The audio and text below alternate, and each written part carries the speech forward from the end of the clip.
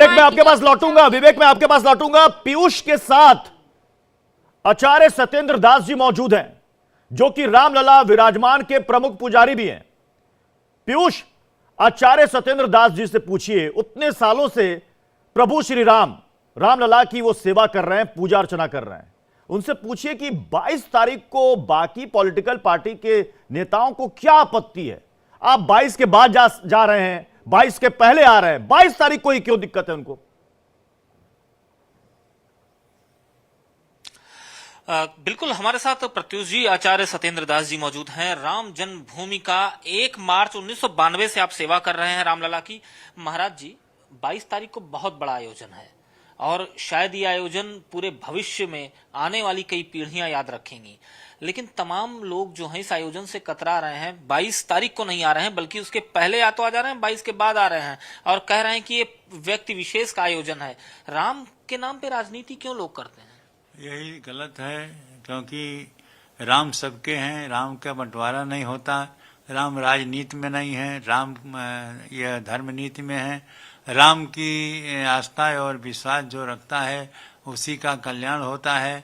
अब यह आस्था विश्वास से माननीय प्रधानमंत्री जी लिए हैं, जैसे कि भूमि पूजन हुआ, शिला पूजन हुआ, उसको भी प्रधानमंत्री ने किया। अभी प्राण प्रतिष्ठा में भी आने की उन्होंने किया है, स्वीकार किया है। तो इस प्रकार से प्रधानमंत्री जी को चाहते हैं कि प्रधानमंत्री राजनीति राम से करते हैं और राम के द्वारा उनके ये होता नहीं। राम के अंतर्यामी भगवान है, जैसा जिसकी भावना होती है उसी अनुसार वह उसका कल्याण करते हैं। अब लोग उसको राजनीति में ला रहे हैं तो गलत है। राजनीति चूंकि आचार्य सत्येंद्र दास जी हमारे साथ जुड़े हैं और मुझे लगता है कि आचार्य सत्येंद्र दास जी से बेहतर इसके बारे में कोई नहीं बता सकता। यह जो सबसे पहली तस्वीर इंडिया डेली लाइव ने दर्शकों को दिखाई रामलला की मूर्ति की, आज मंदिर परिसर में इसे घुमाया गया है। कई लोगों के मन में यह सवाल है कि फिर पुरानी मूर्ति जो सोने की है, जो टेंट में है, जिसकी पूजा हो रही है, सत्येंद्र दास जी पूजा कर रहे हैं, वो मूर्ति गर्भगृह में कब रखी जाएगी? और ये जो नई मूर्ति होगी, कितनी मूर्ति राम जी की गर्भगृह में रहेंगी, ये पूछ लीजिए। बिल्कुल, ये बहुत वाजिब सवाल है, क्योंकि लोगों के मन में है। महाराज जी की जो वर्तमान में विराजमान रामलला हैं, क्या ये भी नए भवन में जाएंगे? जी हाँ, यह लोगों को भ्रम है और लोग ऐसी जिज्ञासा करते, पूछा करते हैं। एक ने तो ऐसा कहा कि जिस प्रकार से हम लोग यह अनुष्ठान देवी को और या भगवान के जो है ऐसे ऐसे अवसरों पर उनकी प्रतिमा स्थापित करते हैं, पूजा करते हैं, फिर विसर्जन कर देते हैं। कि ऐसा तो नहीं होगा कि नई मूर्ति आने पर पुरानी मूर्ति विसर्जन हो जाएगा। हम कहा नहीं, वो मूर्ति नहीं है। इन्हीं मूर्ति के आधार पर तो हमें डिग्री मिली है वर्तमान रामलला।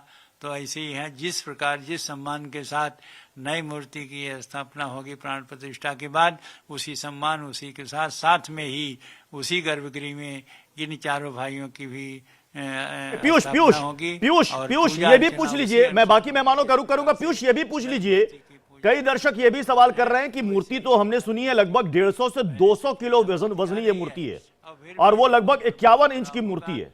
जो आज परिसर में घुमाई गई ये मूर्ति है, ये वही मूर्ति है या उसकी छोटी प्रतिकृति है? महाराज जी, आज भी परिसर में चूंकि मूर्ति का जो भ्रमण हुआ है, अभी मैंने तस्वीरें भी आपको दिखाई थी, तो ये अष्टधातु की मूर्ति है, तो ये उस मूर्ति की प्रतिकृति होगी। देखिए, अब कैसी वो मूर्ति का भ्रमण करा रहे हैं, वो असल में बनी हुई पत्थर की है और पत्थर की 3 मूर्तियां बनी हैं। उसमें एक निश्चित किया गया है कि 5 साल के बालक के रूप में यही मूर्ति है, उसी को दिखाना चाहिए। और वो कौन सी मूर्ति दिखा रहे हैं यह पता नहीं है, लेकिन उसकी वो मूर्ति जो है पत्थर की है, धातु की नहीं है, किसी धातु की नहीं है और सबको विदित है। और उसी के प्राण प्रतिष्ठा का जो कार्यक्रम है वो शुरू हो गया है और प्राण प्रतिष्ठा उसी मूर्ति की होगी।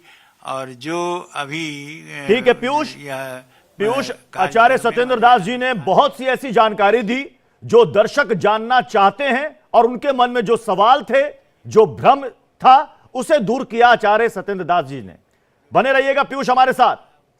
लेकिन देखिए 22 तारीख को कई राजनीतिक दलों के प्रमुखों को निमंत्रण दिया गया, कुछ ने ठुकराया, कुछ ने कहा शुभकामनाएं, लेकिन हम 22 तारीख को नहीं आएंगे, बाद में जाएंगे। लेकिन 22 तारीख को अलग अलग